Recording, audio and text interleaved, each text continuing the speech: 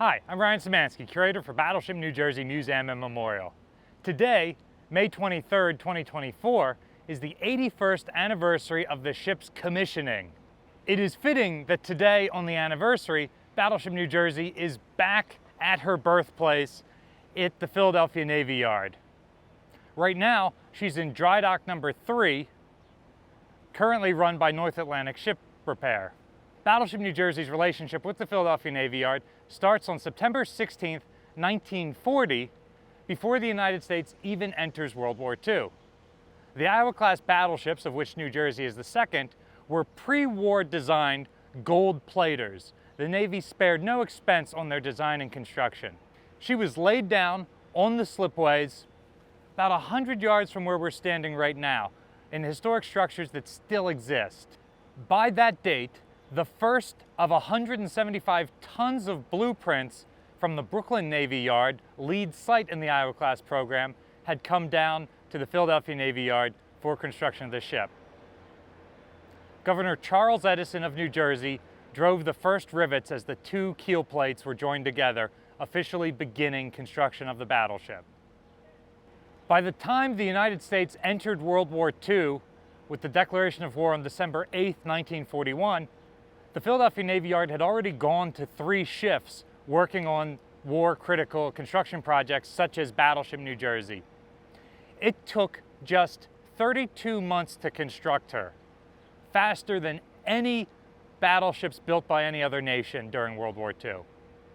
Once construction was completed on the hull, the superstructure, the armored belt, and the armored deck, Battleship New Jersey was already displacing 36,447 tons, and on December 7, 1942, 1 year to the date since the Japanese attack on Pearl Harbor, she was launched from the slipway here at the Philadelphia Navy Yard.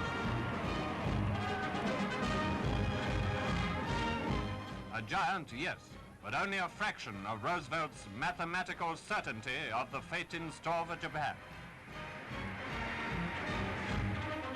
From that point, she was brought into this dry dock the first of 4 times that she has occupied this location.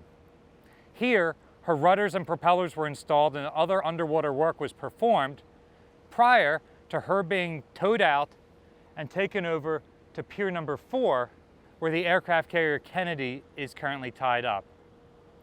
There, final construction and fitting out was carried out, including installation of rotating machinery such as 5-inch guns, fire control equipment, and the 16-inch guns was completed. And at the end of that process, the battleship was ready for service.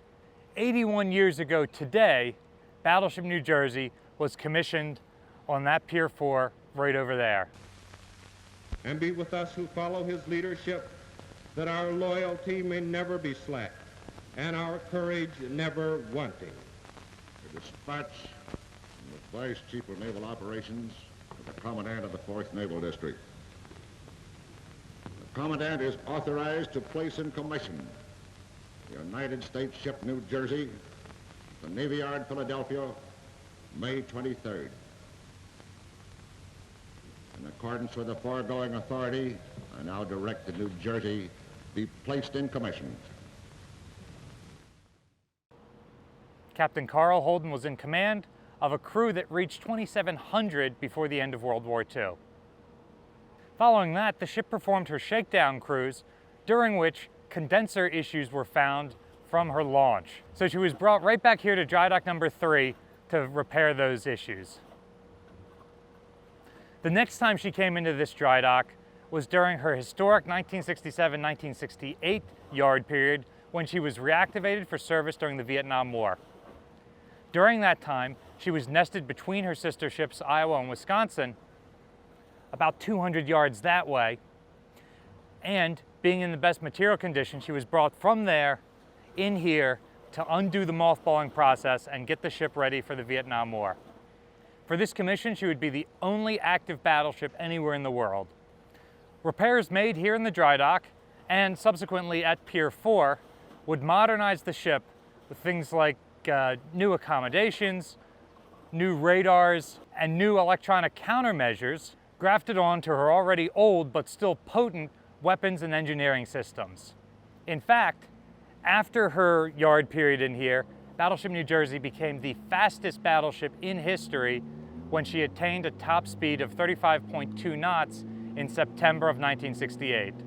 Now, on the ship's 81st birthday, we are conducting her 4th yard period in historic Drydock number 3.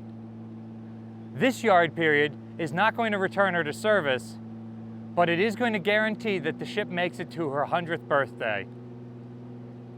During this time, she will undoubtedly outlive her original World War II crew and be among the last of the macro artifacts to remind us of that war. This yard period has 3 major projects that we've been hoping to accomplish.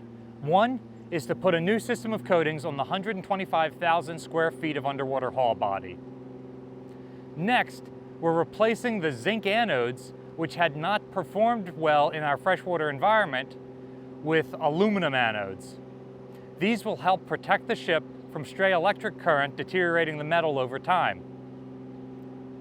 Finally, we're inspecting all 160 through-hull openings on the bottom of the ship. Some of these sea chests had already failed, causing water intrusion problems or pushing water up against valves now 80 years old. In a rare occurrence for museum ships, we've been allowed to host tours of the dry dock with the battleship in it. So far, this has raised $1.3 million, which has allowed us to add additional projects onto the scope of work.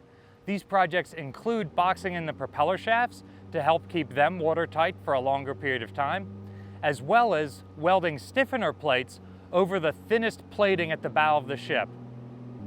Over 4 tons of new steel is being grafted onto the battleship, along with 18 tons of fresh paint. In the coming weeks, we will see the ship fleeted or refloated, moved 4 feet forward, and then set down on the blocks so that we can paint the final 10% of the underwater hull, the area currently covered by our keel blocks. We will also complete applying a waterproof caulk to the ship's riveted seams, an area that the Navy believed in 1990 was causing water to leak into the fuel tanks.